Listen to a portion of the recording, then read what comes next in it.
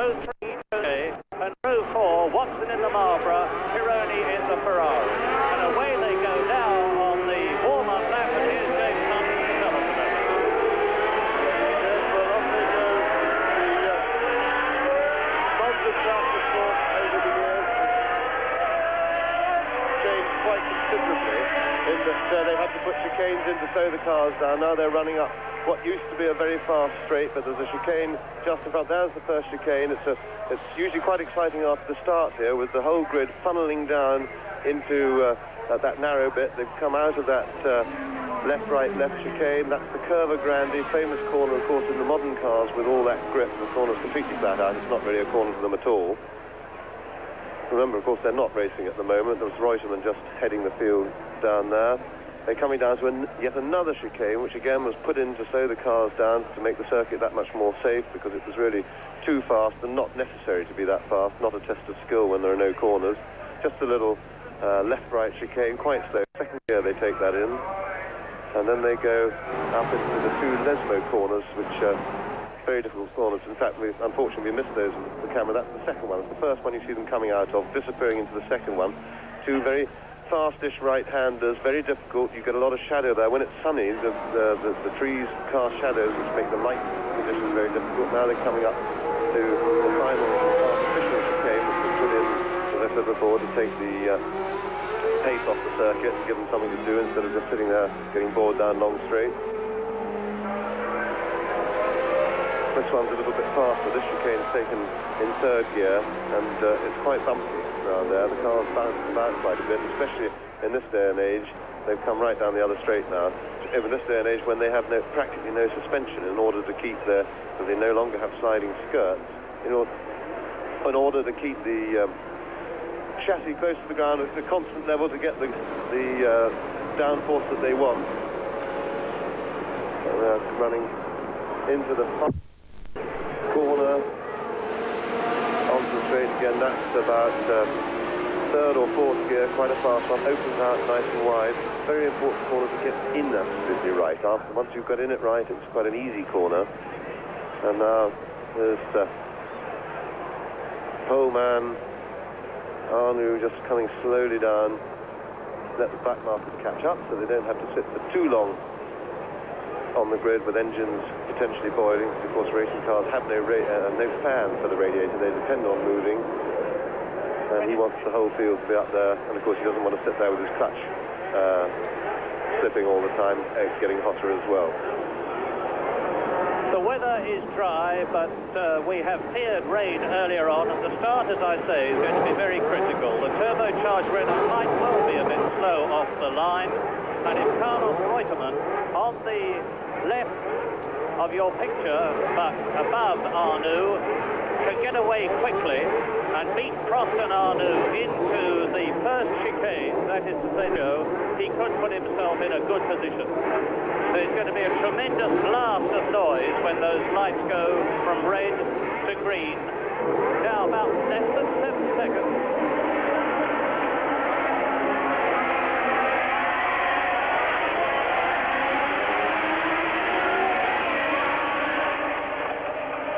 Prost and Arnoux into the chicane, and it's Arnoux taking the lead from...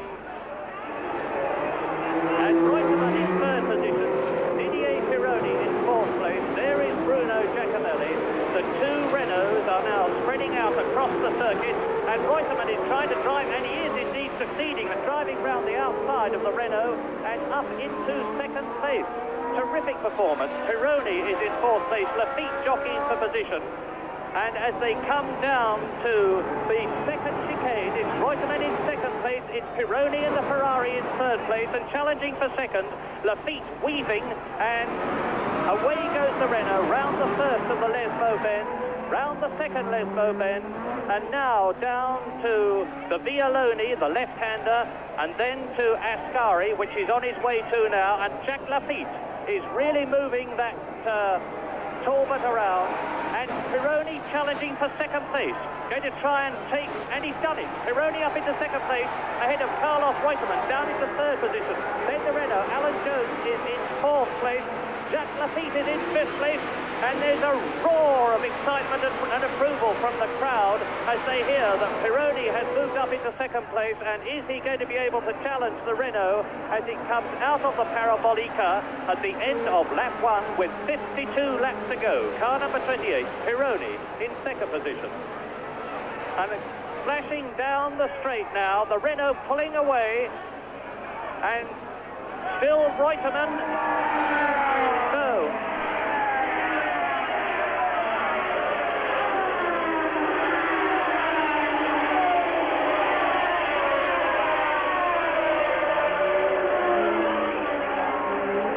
Well, that was a truly fantastic first lap by Didier Pironi.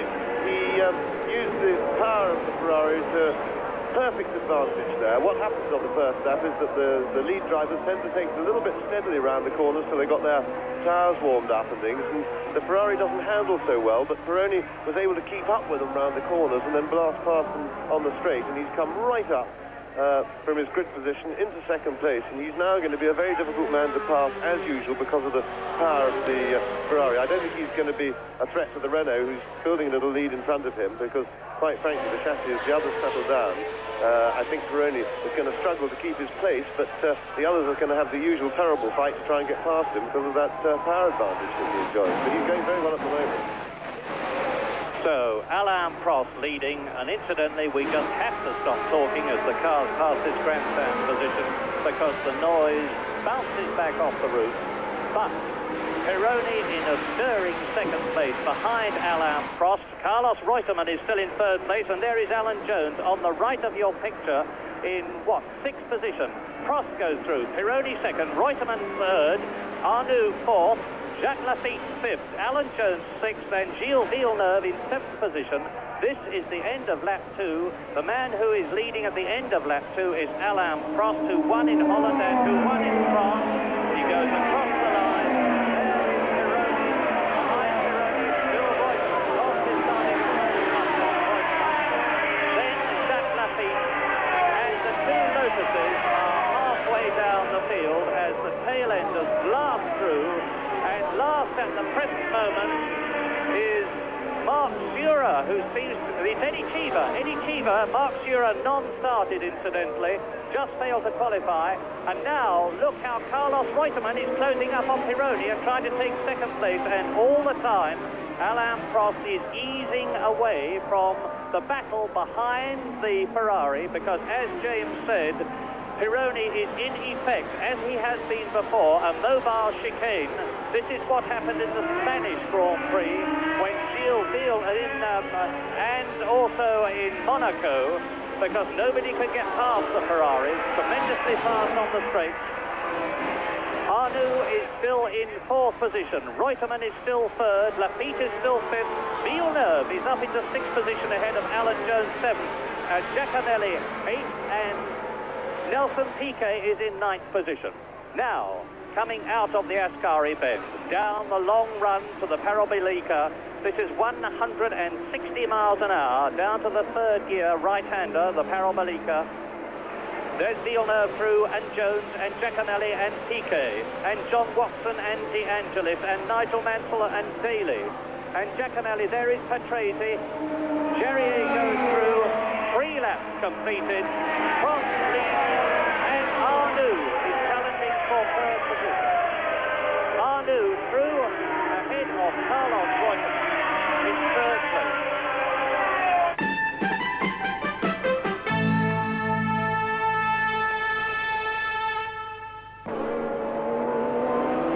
Italian Grand Prix of 1981 here at Monza, leading the 2 Renaults, which is something that we're getting quite used to these days. And in third position, Didier Pironi. I think Laffite's got a particularly big problem now. He's going very well indeed, but when he passed Reutemann, he became out of the Parabolica quicker than Reutemann, and then actually was repassed virtually by Reutemann on the straight. So I think Laffite is not very quick in a straight line, so he's got an even bigger problem than any of the others. He's now leading the normally aspirated race, and he's got Pironi, of course, to set about. And Alain Prost has made the fastest lap of the day so far, 1 minute 38.9 seconds, and that is something like 3 seconds slower than the lap record as he shapes up to complete another lap. Across the line he goes, and the battle behind him rages as you look at the unique Monza scoreboard.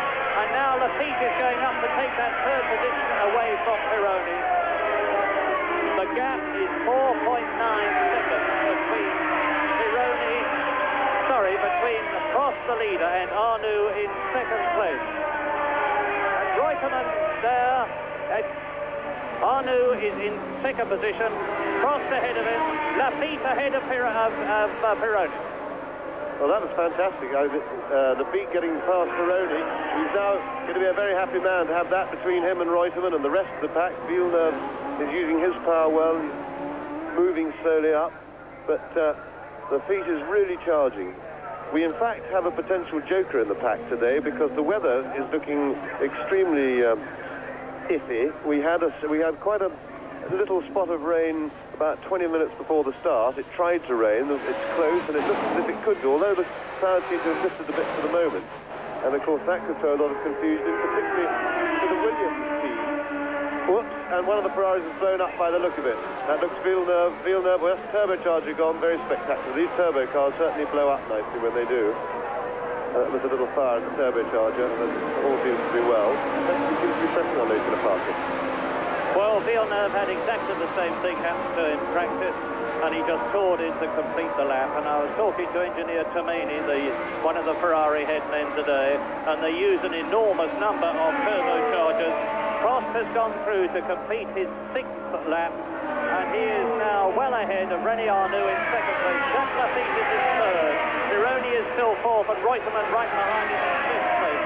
In 6th position now is Bruno Giacomelli, who has gone ahead of Reutemann, and there goes the leader.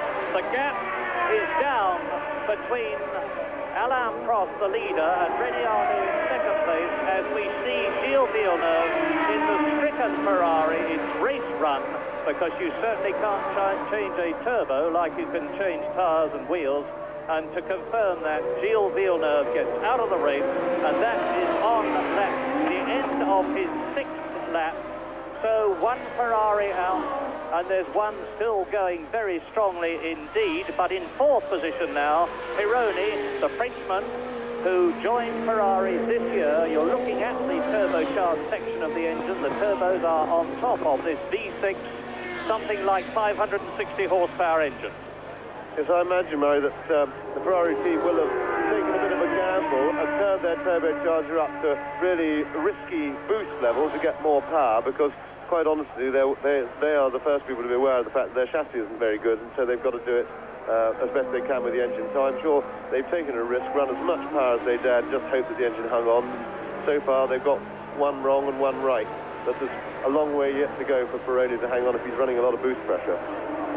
And you will have seen that Carlos Reutemann has moved up a place again, and the gap now between the leader, that is to say Alain Prost, and we are on lap 8 out of 52, and René Arnoux is the second turbocharged Renault, is still about 3.5 seconds. There is from round the Grand Curve, and from the Grand Curve he goes up to the Roger, the new left-handed chicane, which was specially made to reduce the speed a bit. Out of the right-hander, up to the first right-hander at the Lesmo bends, those two of them, 4th gear, and it's something like 140 miles an hour as Alain Prost, very much in the groove, in the latter end of the 1981 World Championship Series. He's in 5th place in the World Championship, is Prost, with 29 points. He comes out of the dip underneath the bank part of the Monza circuit, which isn't used anymore, down to the Vialoni, the left-hander, Ascari, the right, drag down to the Parabolica at 160 miles an hour. And as you see, Alain Prost is leading René Arnoux by just over 5 seconds. Jacques Laffite is only 2.5 seconds behind Arnoux and gaining. Pironi is in 4th place, just a second behind Laffite. Then Reutemann, who's moved up since that chart was done, and Giacomelli in the Alfa Romeo in 6th place.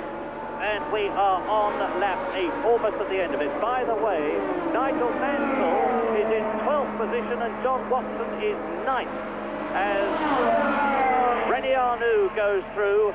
Now, look back, and you'll see Reutemann is ahead of Lafitte and ahead of Pironi. Reutemann's in 3rd position. Lafitte is 4th. Pironi is 5th. Up to the Retificio, Carlos Reutemann 3rd. There is Alan Jones. Alan Jones moving up through the field.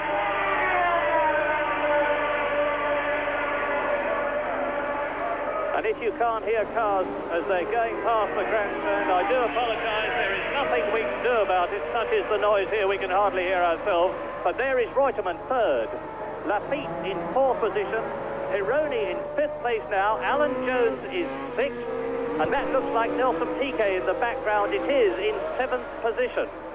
So things are really getting exciting as Lafitte goes through. There is Pironi dropping back, and Jones is closing up on the Frenchman in the Ferrari.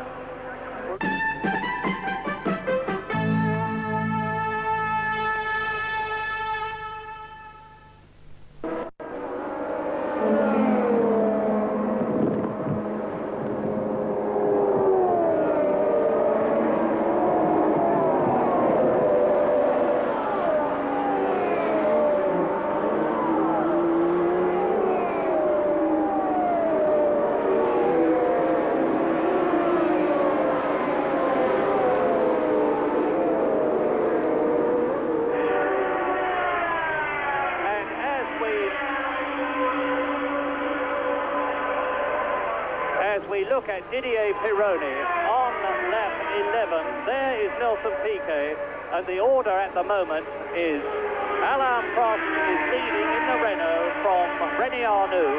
In 3rd position is Carlos Reutemann with Alan Jones 4th. Nelson Piquet is in 5th position. In 6th place behind Nelson Piquet is Didier Pironi, who's dropped back from 3rd position in the Ferrari. Then behind Pironi is Bruno Giacomelli, and following Bruno Giacomelli there is John Watson. And Derek Daly is in 10th position. Down to 15th place goes Nigel Mansell. And Brian Hinton is still running. He's in 22nd position in the Tolman.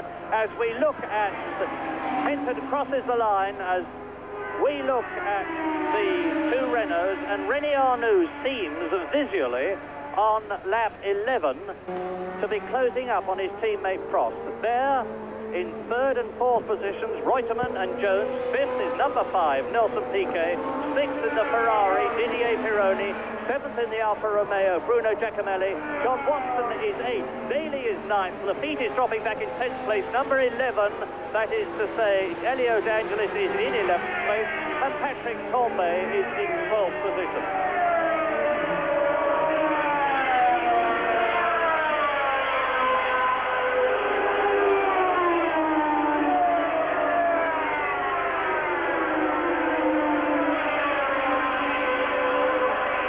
Lap 12, the 2 turbocharged Renaults of Prost in the lead and Arnoux in 2nd place are leading the 2 Saudi Leyland Williams cars, and there they are. In 3rd position, number 2, Carlos Reutemann, 4 points, and that is Slim Borgood's ATS, and it has gone off the course, and so has number 26, and that is Jacques Lafitte. Jacques Lafitte then, and that transforms the World Championship. Look at the rear tire on Jacques Lafitte's car, and that was obviously why he slowed down. It's well, you see the blisters. What happens when the rubber is too soft is that it overheats and it actually bubbles up and blisters like that, and you get less and less grip. And I would think that that was certainly a contributory factor to Lafitte's exit from the circuit in that summary fashion. That sand stuff is absolutely marvellous. It really stops the cars very quickly indeed. And oh, it's raining. It's raining out on the back of the circuit. It's very wet indeed. So we've got rain down the far end. We're very close to the Parabolica there. It's not raining here yet, but it looks like it's really wet the circuit. Now that may well be why those cars are off. But that sand stuff that they use stops the cars extremely quickly and is marvellous. I think they really should incorporate it in as many circuits as possible because it's very effective indeed. The only trouble is it's quite difficult to get your car out of it once it's in. Alan Jones has moved up. He's past Reutemann. Jones may be in pain. he's pretty grisly when he's not in pain, and I think Jones in pain is quite a challenging thing. Anyway, he's certainly driving a very hard race. He's really charging now. Well, you've heard the news. Rain on the far side of the circuit, and the far side of the circuit is only about 200 yards away from the near side of the circuit. Wet as they go through the chicane at Vialoni and Ascari, and Alan Jones up into third place ahead of Reutemann and starting a terrific charge on the two Renaults. There is Jones, the world champion, leading the 1981 World Championship leader Reutemann, and they have lapped Brian Henton. Then it's Nelson Piquet still in 5th place and Didier Pironi, and Nigel Mansell is slowing down. He's now in 16th place. I'm looking, we're sitting opposite the start-finish line. There doesn't seem to be any activity towards stopping the race, but of course, if the track gets wet right the way round, then they will stop the race and restart it. We're going to the complicated rules system. The Tolman just went by there. There's the water coming off the Renault's tires. Tolman was pumping a few flames out of its turbocharger. Alan Jones just coming down to the wet bit of the circuit. See the water coming off the tires now. They're going to have to tiptoe through there. But as I said before, we're very close to that area, and the rain hasn't reached us here yet. So I think that might have been a freak corner of a cloud that just caught that extreme end of the circuit, because the rest of it looks bone dry. And I guess the Tolman putting the flames as usual. Still, they don't appear to be planning to stop the race at the moment. And that was Derek Daly spinning off. Derek Daly, you can see how wet it is. And Derek Daly spun off. He's just out of camera range. Maybe they'll pick him up at another one. But this is making things extremely hazardous. The gap between the race leader, Alain Prost, and that's one of the Renaults off. I can't identify. It's Arnoux. I can tell from the dark overalls as the driver walks away that René Arnoux and the other car, I just can't identify. It looked like the Theodore, but it can't be, because Mark Schurer is not in the race. He failed to qualify. But I know it will almost certainly be one of the Tyrrells. But René Arnoux, and subject to positive identification, out of the race. And it's Alboretto's car. We're almost certain that it's Alboretto's car, the white one that is stationary on the circuit, with the marshals pushing it off. And now Alan Jones has got his chance. Viewers in Australia, pay attention, and off goes another one. And that was another Tyrrell. I think that was Eddie Cheever's car, and you can see how dangerous the corner is, because as they come out of the Lesmo curve, it's Prost that's off. It is Alain Prost. No, Prost has just gone past me. Apologise. It's definitely René Arnoux, and the cars as they go past, and out goes Salazar, the Chilean driver, and I suspect that the organisers will now be thinking very seriously about possibly stopping the race, because Prost out of it, Arnoux out of it, for good off, Lafitte out, Villeneuve out, and there is Brian Henton. This is the first time we have ever seen a Coleman in a Grand Prix, a Formula One Grand Prix. But Brian Henton going very slowly indeed as Alboretto jumps out of his car, number 3. He's been hoping, I think, that the marshals will be able to get him started again. It's Eddie Cheever's car. Eddie Cheever then is out, not Alboretto. I apologise for the wrong identification, but Eddie Cheever there, out of the Tyrrell, and on the right with the crane lifting it out of danger, the Renault of Alain Prost. So on lap 16, Arnoux. So on lap 15, it is Alain Prost in the lead from Alan Jones. In third position, it is Carlos Reutemann. In fourth place, it is Nelson Piquet. In fifth position, behind Nelson Piquet, it's Bruno Giacomelli, and then behind Giacomelli in the Ferrari, Didier Pironi, and then behind him, it is Patrick Tambay in the second of the two Talbot cars, and in ninth position, it is Andrea De Cesaris.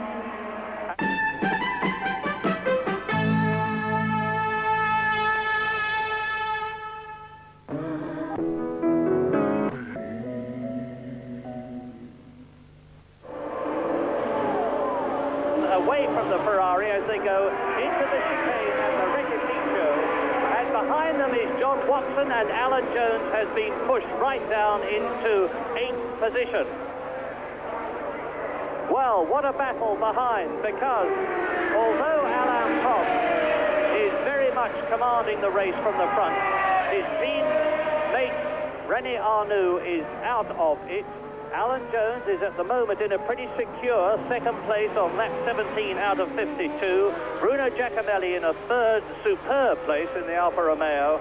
And we remember well how Bruno Giacomelli led the American Grand Prix at Watkins Glen last year, 1980, until he had some kind of engine trouble and had to drop out, and that was a stirring drive. And now he's right back again, up at the top in 3rd position as Jacques Laffite tries to take Didier Pironi. It's Tambay coming up and taking Pironi and pulling away from him. Tambay in the Talbot Matra V12. Across the line again, 17 laps completed by Alain Prost in the Renault in the lead, and it looks to me as though no rain is actually coming down at the moment, although it's very, very dark overhead. Alan Jones goes through in 2nd position, and now the battle for 3rd. The gap between Bruno Giacomelli and Jones is 7.9 seconds, with PK 4th. Tambay up into 5th position ahead of Pironi, who is 6th, and John Watson is 7th, and Alan Jones is in 8th position. Well, this rain has shown the sort of characteristic amongst the drivers. You can pick out the young tigers, less experienced. It's very difficult. When the track's wet like this and you're on dry tires, there are 2 ways to take the corner. One is to try and take it at what one might call a racing speed, which is considerably faster than the absolute 100% safe speed. And that's why, for example, Bruno Giacomelli, who is doing it very well indeed at the moment, I might add, but he is probably taking it close to the limit. And as I said before, you know, it's a long race, one little slip, and you're out of the race, which is, of course, the experienced drivers. Reutemann, for example, is right at the other extreme. He's taking a real tiptoe, which is very much Reutemann's character, but that has cost him dear because it's put him down into 8th place, and it may just be that he won't be able to recover that before the end of the race if we get no more rain and no more dramas. And Reutemann certainly in need of points for the championship at the moment. Piquet, meanwhile, has moved up, and that's an overall shot. You can see it's misty, it's very overcast. There they are, slipping and sliding.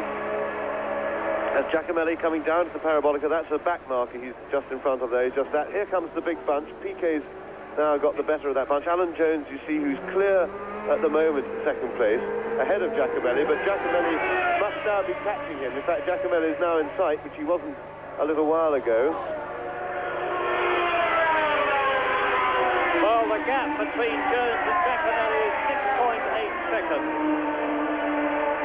Laffite going for 4th position, and he gets it.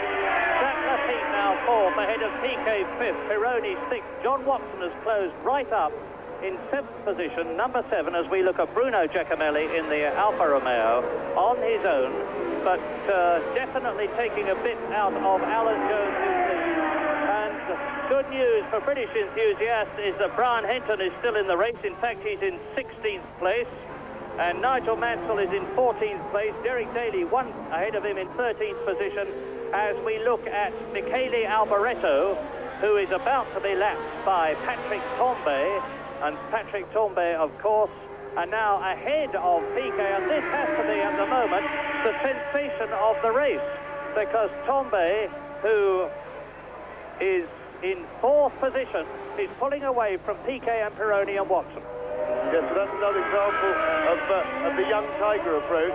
Tambay, as well, has taken great advantage of the wet by probably taking the small risk, but like Giacomelli, it hasn't cost him anything. He's done it extremely well, and he's moved up 4 or 5 places as a result of it. Is now in 5th place, certainly the best Grand Prix situation he's had for some time. They're all arriving together. Pironi is fighting away, slipping and sliding. Look at him sliding all over the place there. And Watson sitting quietly at the back of that group, in the group there, but not making much impression.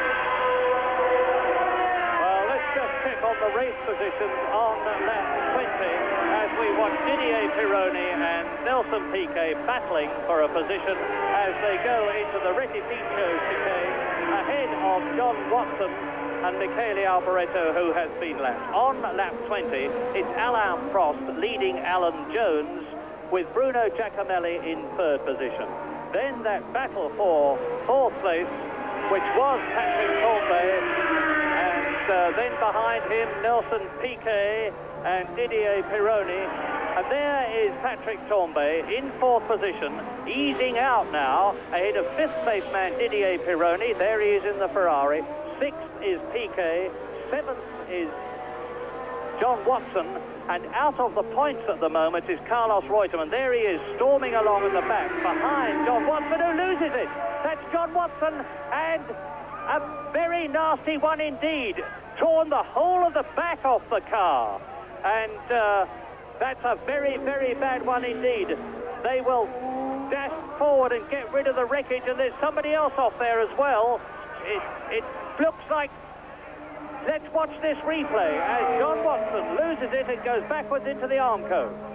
Yeah, it's a very heavy shunt there. Watson just caught the curb there and he backed it in absolutely square on, and that's a bit of flame as all the fuel lines. Watson's perfectly all right. He's got out of the car and he's walked away. That was just a flash of fuel as the fuel lines broke, and it was, in fact, the back end of the car came off, and Reutemann, following there, just avoided it. The very fine... I don't know whether Reutemann damaged his car on the barrier or not, but he did seem to keep going. And Watson there is in half a car. That's the gearbox unit you see on the left. And as I say, they come out of that corner at about 150 miles an hour, and he hardly slowed down at all. Very nasty shot to John Watson. That was a great shame, because that looked like a little bit of an error of concentration. He just let the car ride up the curb a bit and then failed to control it. Well, the marshals are getting pretty excited. It's a pretty dangerous situation, because as you come round that corner, it's completely blind, and the drivers who are coming around there don't yet know, until they've done a lap, what it's like. And Reutemann apparently got through that all right. Alboreto caught the back end of it. He was the second car to arrive on the scene, and has damaged his car, taking evasive action, which is, of course, a very bad luck for him. Well, the marshals dragging away the rear end, the gearbox, the transaxle and the wheels of John Watson's Marlboro MP4. And as far as we know, John Watson got out of that safely. You can see that there's no driver in the front half of the car, and we saw him get out, so he's presumably okay, and a very, very lucky man, because you're going very, very quickly when you come out of the corner there. It's about a 160-mile-an-hour corner, and there is Alain Prost completing lap 22 in the lead, going into the Retificio, and that'll give us a chance to get the thread of the places back as we wait now, looking down towards the Parabolica. Alan Jones goes through second position, and in third position it is Giacomelli, but look at Patrick Tambay in the blue Talbot, who is challenging Giacomelli. This is the excitement of the race as they close up on Jean-Pierre Jarier in the brand new Osella. There is Didier Pironi ahead again of Nelson Piquet, and that should mean that Carlos Reutemann is back in the points again. Yes, Reutemann goes through, but he's got right on his tail Andrea De Cesaris. A replay this is of the John Watson incident. See, he loses the back of the car. It sprints right around, goes across the track, backwards into the Armco. Then a great flash of flame as the fuel lines erupt. The car continues spinning, the whole of the back end of it torn off. Another flash of flame, and the back end of the car goes right across the circuit as the bodywork flies up into the air. And you see to the left, Michele Alboreto avoiding the damage, but going very, very quickly indeed. And the back of his car hits the Armco, ruptures the fuel lines, a great flash of light. There is the suspension and the gearbox, and that is Reutemann going through now as Michele Alboreto spins off, and as Prost finishes lap 22 in this amazing Italian Grand Prix, He is leading now, Alan Jones, and in third position, up into third position, still Bruno Giacomelli, as we look at Alan Jones going through in second position, on his way to 9 points, 6 points in the World Championship. Now, then Giacomelli is still in third position, but driving the best race of his career since he joined Talbot. Behind Giacomelli, there is Patrick Tambay in fourth place. That is Jarier, who has been lapped. There, fifth is Nelson Piquet, and sixth, Didier Pironi.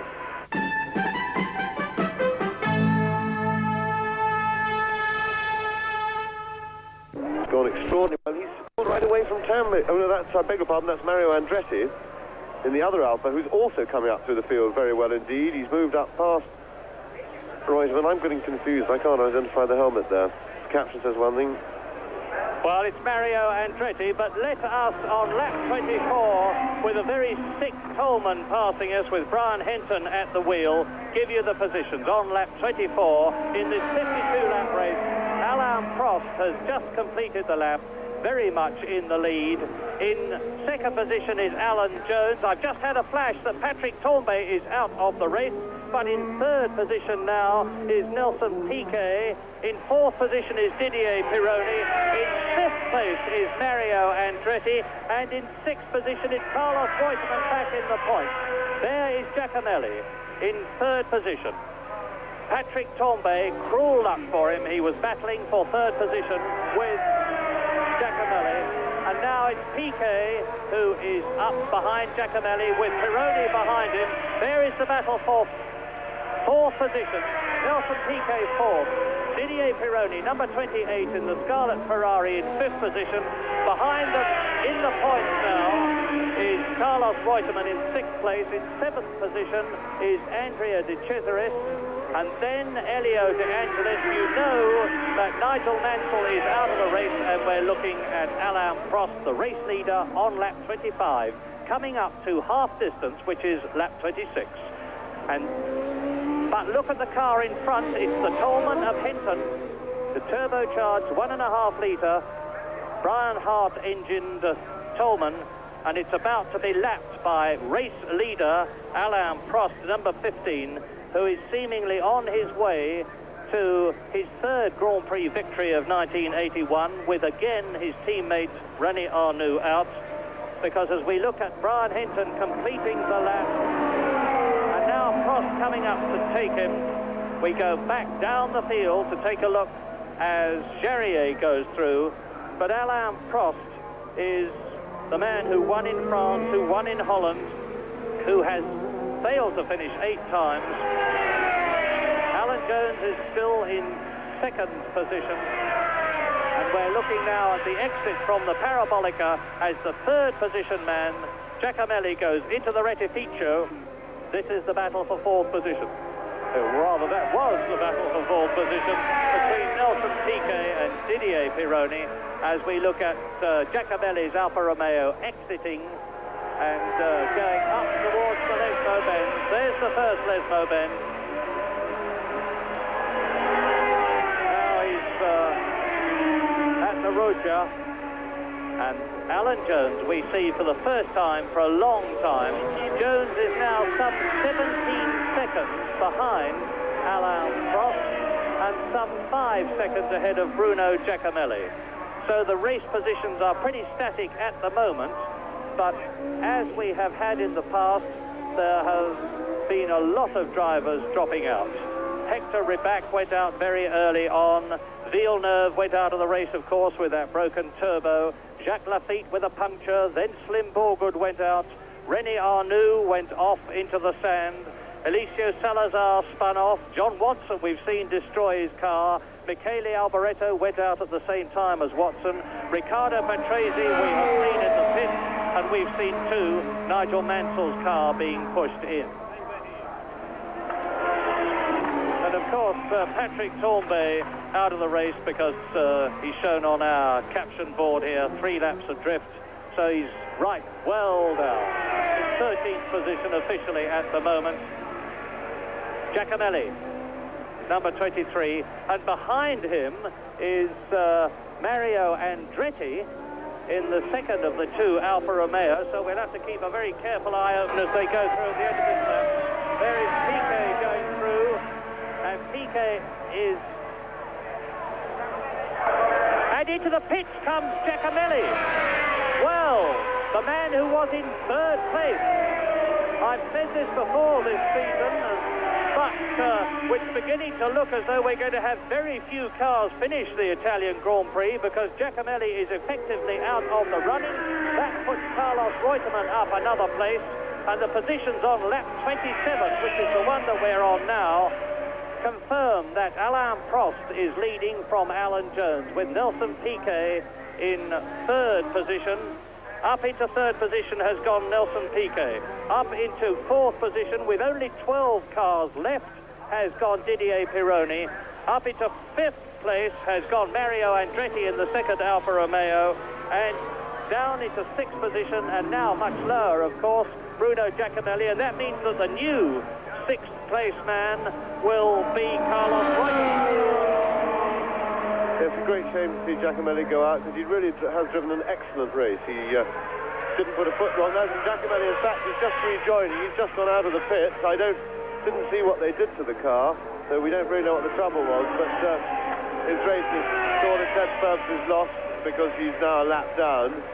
And a great shame because his driving has been characterised by being a trifle headstrong in the past, and in the most difficult conditions with that wet patch there on the one corner, he took advantage of it and he didn't make a mistake, and it was a really, really fine effort. And it would have been nice, of course, to have seen him go the distance in his home Grand Prix in a healthy state, see if he could really put a good result across. The car's obviously going very well indeed because Mario Andretti is coming quietly through the field, and another good race is being driven so far by Andrea De Cesaris, who's taken up the cudgels from John Watson and is closing steadily in on Carlos Reutemann. In fact, he's now very close behind him. Well, these defections, as it were, there's Jones going through. These defections, as it were, have affected the World Championship. Carlos Reutemann and Piquet, it's absolutely critical where they finish in this race. And with Piquet well ahead of Carlos Reutemann at the present moment, if they keep going the way they are now, it means to say that Nelson Piquet will take the World Championship lead at the end of the Italian Grand Prix. He's in the running for 4 points at the present moment, whereas Carlos Reutemann, who's in sixth position, is in the running for only 1 point. Lap 29 now, because Alain Prost has just completed 28 laps. Second position still Alan Jones. That's Brian Henton's turbocharged Tolman. Third position is still Piquet. Fourth position is still Pironi. Fifth is Mario Andretti, and sixth is Carlos Reutemann. Well,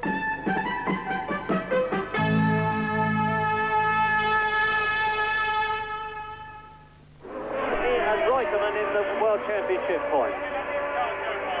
Behind Carlos Reutemann, Andrea De Cesaris is in seventh position.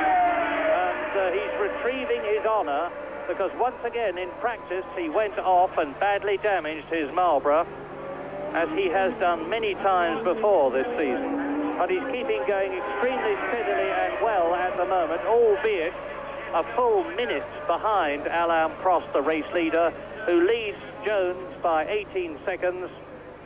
And the gap between Piquet in third position, Pironi in fourth, as you see, is 1.523 seconds. Piquet laps Brian Henton, and he's really pulling away from Didier Pironi now. The race leader, Alain Prost, is on his 31st lap, and it looks to me as they go down towards the Parabolica as though the conditions are brightening. There's been a very distinct brightening of the skies over our grandstand position here, and Piquet holding that third place, easing away from Pironi, who has yet to pass Brian Henton in the Tolman, as Alain Prost goes into the Vialoni, the left-hander, no, the Roger, I'm sorry, and it's Bruno Giacomelli back in the pit.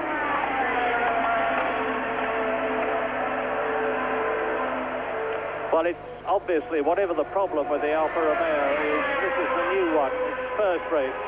Whatever the problem is, it certainly isn't tires, because there is no activity around the wheels at all. The mechanic at the back has got the air starter plugged into the Alfa Romeo. He fires it up, and away goes Bruno Giacomelli, and towards us, out of the Ascari chicane, down towards the Parabolica, approaching 160 miles an hour in fifth gear, the race leader, Alain Prost, and Giacomelli leaves the pits, and it is definitely brightening.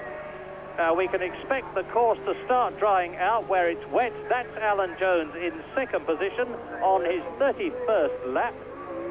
6 points for Alan Jones if he finishes here. That will give him 37 points and will move him ahead of Jacques Laffite, who is out of the race and up into third position.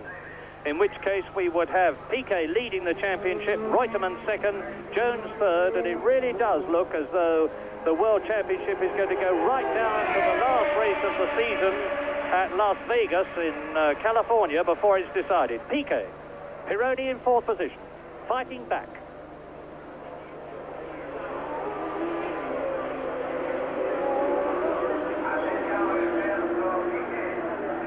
Out of the Parabolica, we just saw Piquet. Here is Pironi, down to the Rettificio. They are now on their 32nd lap, so there are 20 laps to go. Henton Coleman is still going pretty quick, but it sounds absolutely terrible, because as he backs off to slow down for the multiple bends at the Rettificio chicane, there is an enormous amount of spluttering and backfiring, but the important thing is that they are getting some race mileage on the Tolman. Giacomelli back in the race. Behind him, the race leader, number 15, Alain Prost, lap 32.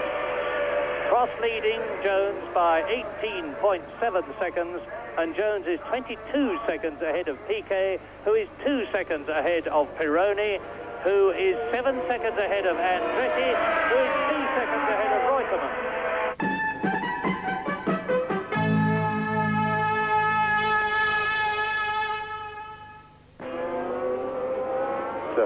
Shoot the turbocharged cars so well. So it does look, although Prost is making his charge, it's a little bit too late, and we can't really see him as a contender. But the World Championship is, as Murray rightly says, opening up wider and wider at the moment, and it looks very much as if we're going to go right down to the last race, which of course is absolutely ideal for us spectators, and pretty good for the drivers too. Keeps them on their toes.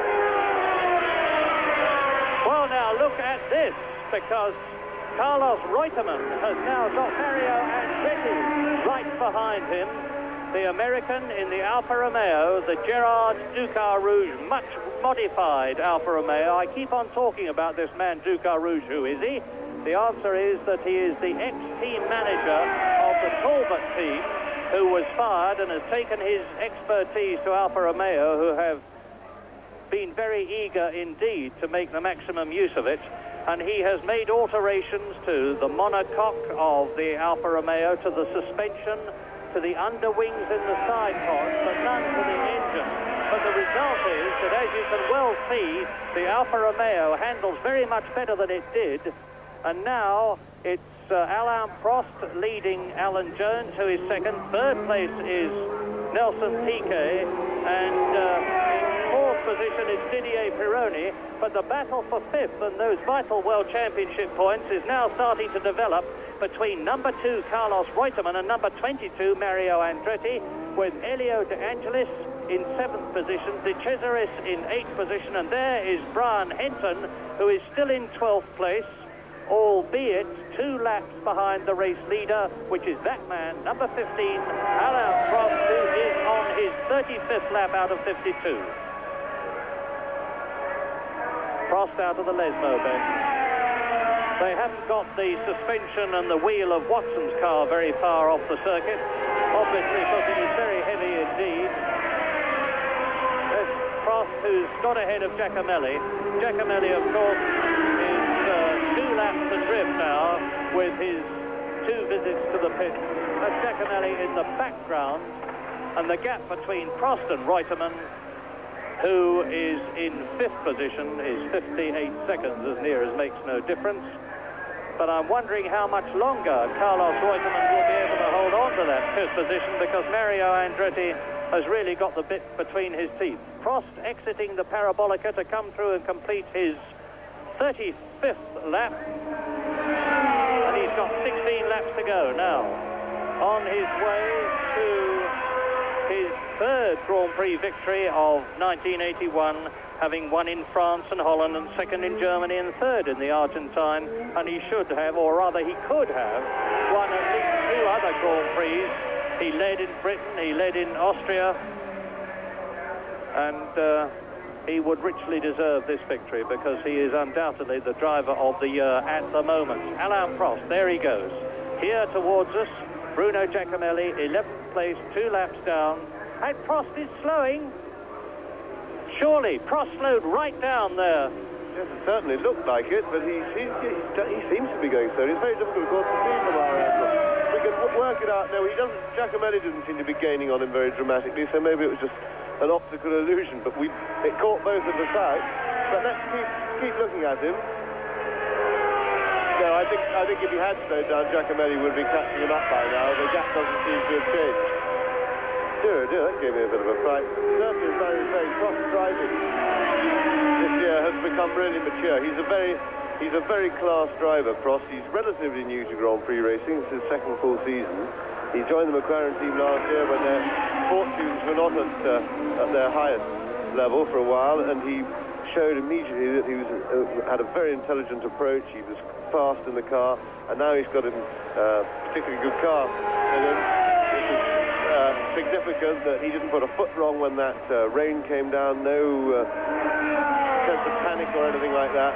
Driven in a very mature fashion. And we're going to see a lot of Alain Prost through his career, I'm sure of that. Well, it certainly looked visually as though Alain Prost slowed down, and I've got the stopwatch running now to see what the gap is between Alain Prost and Alan Jones, and it is 16.8 seconds. So certainly Alain Prost hasn't lost any time and therefore distance to Alan Jones, and it must have been an illusion. Piquet there in 3rd position, very spread out now. Piquet is 30 seconds behind Jones, and Reutemann and Pironi at it now. Pironi was in 4th position, and Reutemann has caught him. And if Reutemann can get past, Pironi's in 4th position, yes. Don't forget that Piquet is in 3rd position. Here is the battle for 4th place, which has been going on for so long between Pironi's Ferrari and Reutemann's Williams.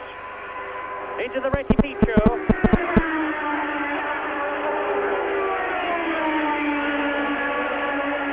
Reutemann 5th position, 2 World Championship points. If he can get past Pironi, it will be 4th and 3 points. This is the most extraordinary thing. Reutemann, I can only surmise that Reutemann has speeded up, because all of a sudden he's dropped Andretti and he's caught up with Pironi, and it's characteristic, it's strange to see that somebody who's leading the World Championship is so moody. There's no doubt that it may have been in character for Reutemann to have gone into a decline, even one might almost say a sulk when the rain came down, because he didn't like it. And of all the drivers in the race, he certainly went the slowest through the wet patch, which is more, as I say, it's more the circumspection with him. It's more a sort of moodiness. He gets rather sulky about it. And I think he must have finally realised that it's dried out and got the bit back between his teeth again. But it is strange how he behaves like this. Well, watching the battle for 4th position then between Reutemann, who's going to come out of Pironi's slipstream, I think, as they come down the Parabolica and try and take that 4th position away from the Frenchman in the Italian Ferrari. But he won't get round the outside of Didier Pironi. Not there, or if he does, it's going to be absolutely superhuman driving. Meantime, Piquet is just about the length of the straight that Pironi and Reutemann have entered now, ahead of these two. Pironi goes through and completes his 37th lap in this 52-lap race. still in fourth position. Reutemann comes up to him again. It's obvious that the Williams, as we well know, handles much better than the Ferrari, and he closes right up as they go through the lefts and rights of the Rettificio, up now towards the Roggia as they go round the Curva Grande, that very famous fourth gear corner, and it's 160 miles an hour here, and now Reutemann's going to try and get through on braking, and he's done it. Reutemann takes fourth position on lap 38 from Didier Pironi, and if he can pull out a gap, and he's doing it already as they go into the Lesmo bends, if he can pull out a gap, Pironi won't be able to do anything about it as they go down to the Parabolica. Replay. Yes, Reutemann just doing a classic out-braking manoeuvre. He's been noticeable how he's been closing up on the Ferrari under-braking every time. The Ferrari, honestly, it's sad to say with such a fine pedigree and that great name, but it really is a bit of a tank. But it's got this magnificent engine with a great deal of power, and its performances really have depended entirely on that this year. And you can see now that Reutemann has cheered up again.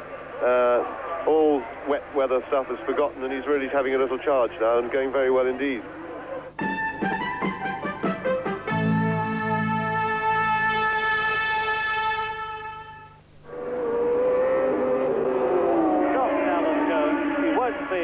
Because we're favouring Alain Prost as he goes round the Parabolica on his 40th lap in this Italian Grand Prix out of 52.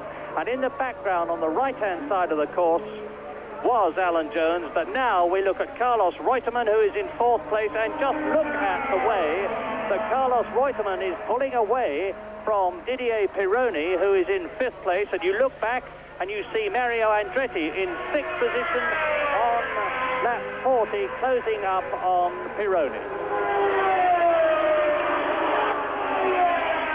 Nelson Piquet in third position, leading the World Championship at the moment and increasing his lead if he maintains this position, because Carlos Reutemann is in fourth place behind him. And Reutemann is obviously in particular trying to catch Piquet. And we've lost, by the way, Derek Daly, who was in a ninth position for a long time. He slipped down the field. He's in 11th position at the moment. Carlos Reutemann is in fourth place and gaining.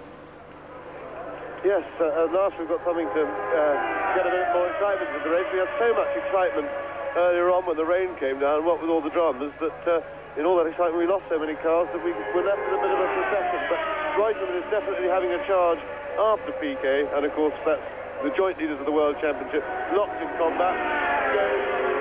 Still in touch with the lead of the championship with the distance in front of them, on schedule to score some more points. So anything that happens from now on looks as if it's going to concertina the championship situation up yet further.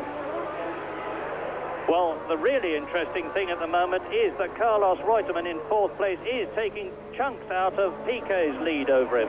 It was 11.5 seconds, and as you see from the caption there, it's down to just under 9. But even if Carlos Reutemann catches Nelson Piquet, he'll have a heck of a job to get past him, because each will know that leading the World Championship jointly as they are, the one that finishes ahead will be in first place in the championship, and the other will be second at the end of the race. And it would only be 1 point difference. Well, there is Piquet. Look back for Carlos Reutemann. There he is. Now, that looks to me rather less than 8 seconds, although it is misleading because we're looking down the whole of the straight from the Parabolica to the Ascari bend. But I'm going to put a stopwatch on them both as they complete their 41st lap. And Mario Andretti in sixth position is right with Didier Pironi ahead of him in fifth place.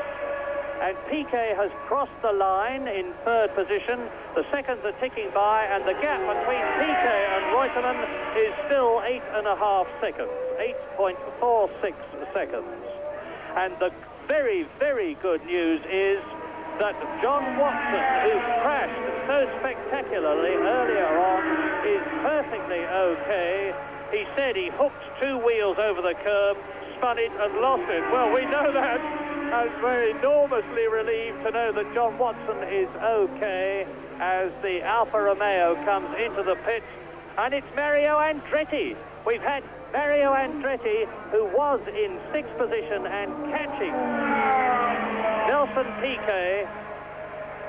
Pironi, catching Pironi. There is Pironi, and to confirm it, there behind Pironi is Elio De Angelis, who has now moved up into 6th position.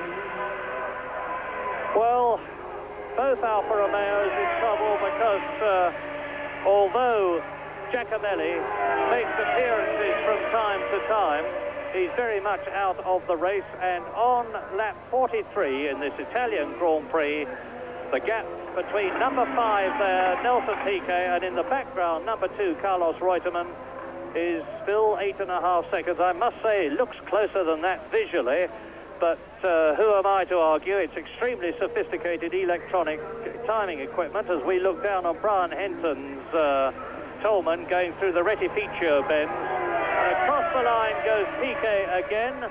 That's 42 laps completed for the Brazilian. And this time the gap is 7.2 seconds.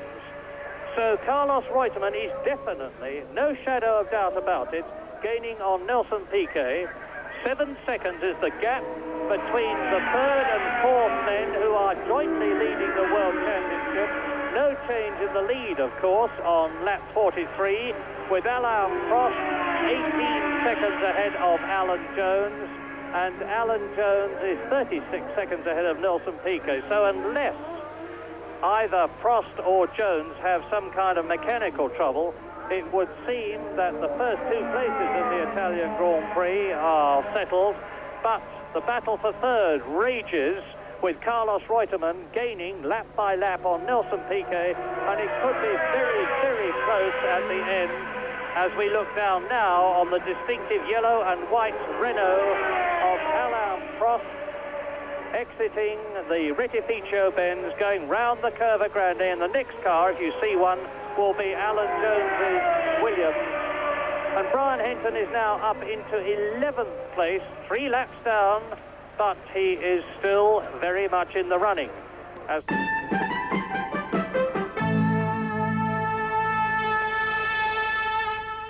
Anyone take her, James?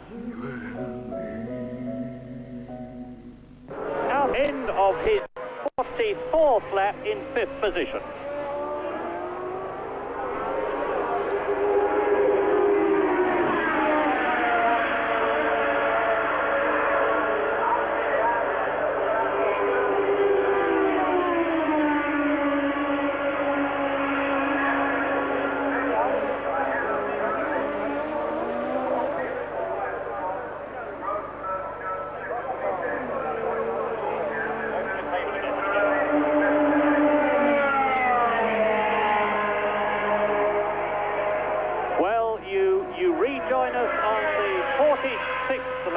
And there is no change for the leadership as we look at the broken remains of John Watson's car, and as you just heard, John Watson is perfectly okay.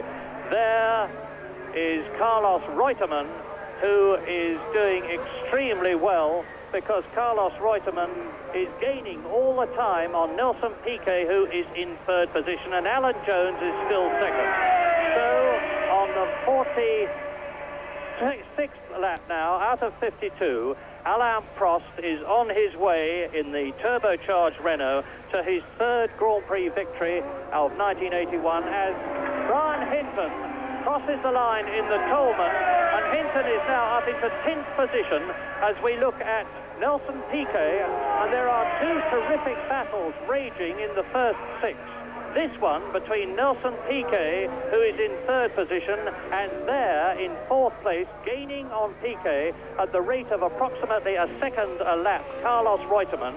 And of course, Carlos Reutemann and Nelson Piquet are tying for the World Championship lead at the present moment. And there are 4 points for 3rd position, which number 5 Piquet has got. There are 3 points for 4th position, which Carlos Reutemann is in. So it is absolutely critical for the World Championship leadership whether Nelson Piquet or Carlos Reutemann finishes in 3rd and 4th positions. There would seem no doubt about who's going to win, Alain Prost, or who will be 2nd, Alan Jones.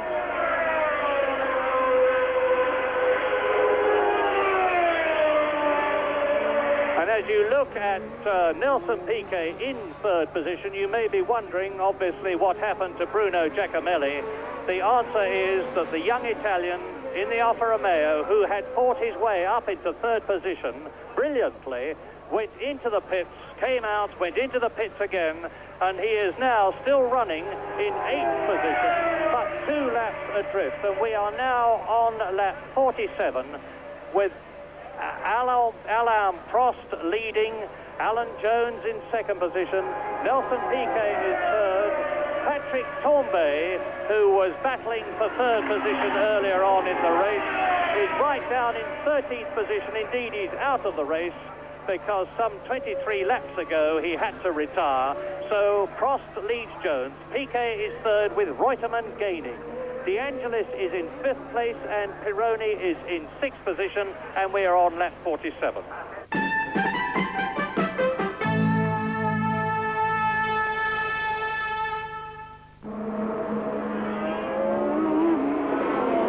And waiting for Alan Jones to go through, and Jones does it now, but the gap is up again. It's 8 seconds, 8 seconds. So Jones gained, but he didn't gain anything on that particular lap. He's really flying now, though, and it's just conceivable that... Well, let's check again. Alan Jones is still gaining on the race leader, Alain Prost. It's only 8 seconds between them now, with 4 laps to go. He's gaining, continuing to gain at the rate of 2 seconds a lap, as Nelson Piquet comes towards us in 3rd place, and Reutemann is close to Nelson Piquet too, so there could be some real drama and excitement in the closing stages of this Italian Grand Prix. There goes Reutemann in 4th place. There is Piquet, and Piquet is only exiting the Rectifiche show as Reutemann goes into it. Brian Hinton is still running in 10th position. There is the Brazilian who is 3rd.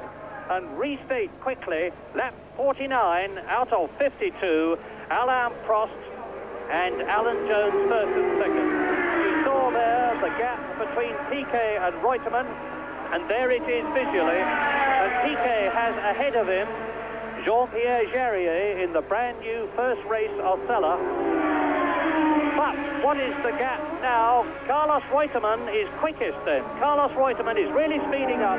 1 minute 37.5, and Alain Prost has completed his lap. It was 8 seconds gap, and the gap now between Prost and Jones is 9 seconds. So Prost is holding his lead.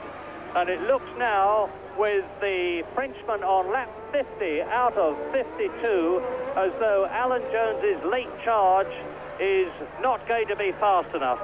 Piquet goes through and takes Jean-Pierre Jarier, laps him in 9th position, Jarier. Here is the 4th place man, Reutemann. It's an interesting situation because it seems that all the leaders have speeded up now, because I think Piquet has responded to Reutemann's charge. There's no doubt that Reutemann's been going quicker and quicker over the last few laps, but Piquet has responded because Reutemann is now closing the gap at too slow a rate, although that he seemed to be a little bit closer as they went by then.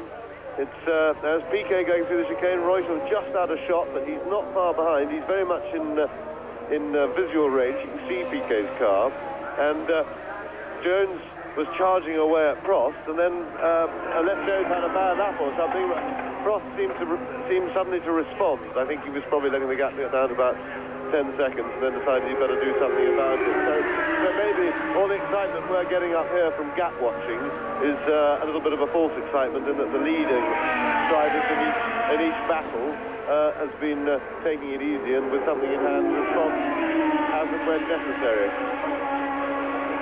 Carlos Reutemann just under 5 seconds behind Nelson Piquet, and the race leader Alain Prost in the turbocharged Renault on his way to his 2nd Grand Prix win in succession, because he won the last one in Holland 2 weeks ago.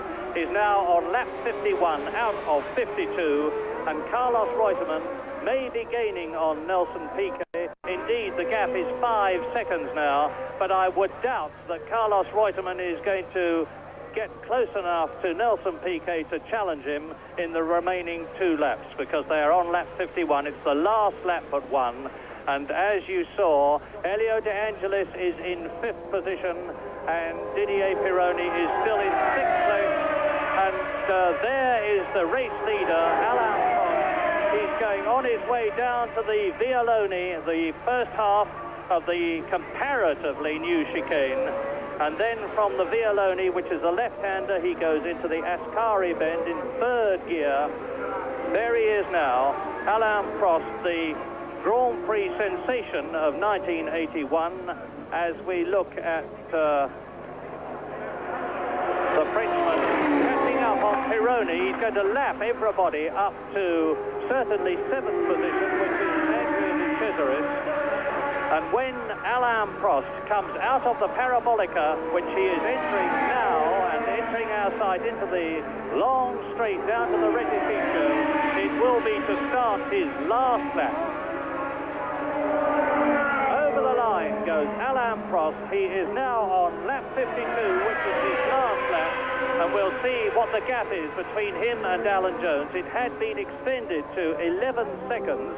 And Jones, far from gaining on Prost, is now definitely dropping back, because it's 16 seconds now. If anybody's in trouble on the last lap, it's Alan Jones. And don't forget that he has got a broken finger and his engine sounding very, very rough as he rumpled over the line. But Alan Jones there in 2nd position has got an enormous cushion between himself and Nelson Piquet. 35 seconds, so if he can just keep the Williams going, he will be secure for 2nd place.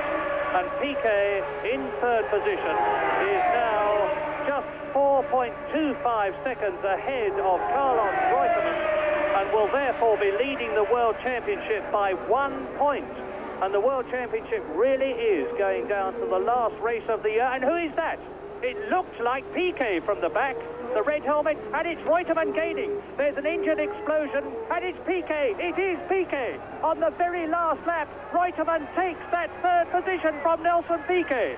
Tremendous drama, and Carlos Reutemann has held his position in the World Championship. And Nelson Piquet, can he finish the last lap? What enormous drama, because Didier Pironi is now gaining as Alain Prost comes out of the Parabolica. The Frenchman in the Renault is going to win his 3rd Grand Prix of 1981. He crosses the line, touring. Alain Prost tours in, but the sensation is not so much that Prost has won, but where is Alan Jones going to be, because he was dropping back on the 2nd lap.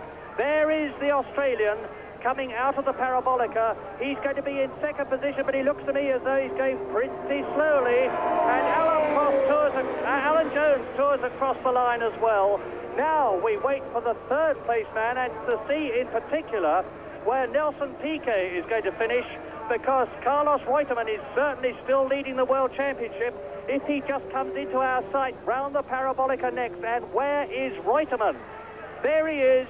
Williams cars finish 2nd and 3rd. The world champion Alan Jones finishes 2nd, and Carlos Reutemann consolidates his world championship lead by finishing in 3rd position and getting 4 points. Now, who is going to be 4th? Is he going to be Piquet? Well, there is Piquet, still struggling on. Who has he been passed by on this last lap? We're looking, of course, at the Brazilian in the Brabham, and he's obviously got no motive power, and he's touring off. Piquet retires, no points for the Brazilian. So that's making his World Championship chances very, very tricksy indeed, because Elio De Angelis in the Lotus crosses the line, and he's going to finish as he comes very slowly indeed in 4th position, with Pironi in 5th place. And that will put Andrea De Cesaris, I think, up into 6th position.